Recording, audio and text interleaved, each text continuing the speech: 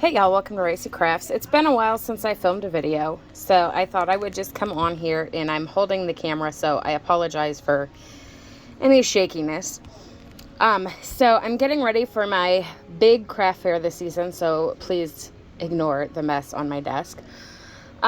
So I'm just finishing up the last of this little treat package here, and I thought I would come on and give you guys a few tips that I've learned over the past couple of years on how to use your time wisely when crafting.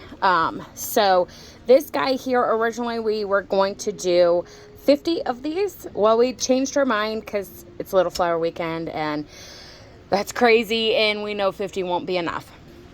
So we decided last night that we were going to up this to 100. So that's what I'm doing. So I figured I would just hop on here and give you a few tips that I've kind of learned, because most items we make for the craft fair, we're doing 150 to 200 of. That's a lot. That's a lot of work. So I have discovered a few quick tips that I'm going to share with you. And one of the quick tips is, I'm going to show you my cutting mat here I'm working on. So I'm cutting and I need these pieces here, but instead of wasting the paper or time, I'm going ahead and I'm already starting to cut things for next year. There's stuff that I know is going to sell and I know we're going to need. We use these little topper things, which this is another version of this guy here. So we use these a lot. They are really great for just hooking on the top of a bagged treat. So they're fantastic. So I know I'm going to use these. So I went ahead and started cutting for next year. These are our pencil packs, and we always sell a bazillion of those. So tip number one. Okay, just because you just need this guy, go ahead and start cutting, because you're going to use it. You might as well make the most of the time you have. The second thing I have learned this year is to do this. These, again, are the pattern paper pieces for this treat box. And all I have done prior to this year, all of our branding and barcodes and like food allergy warnings, we print and cut on sticker paper prior to purchasing our thermal printer. So I just kept the backing sheets because these are just a non-stick piece of paper.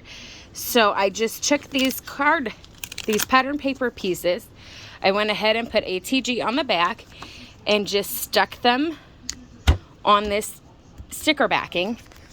And I have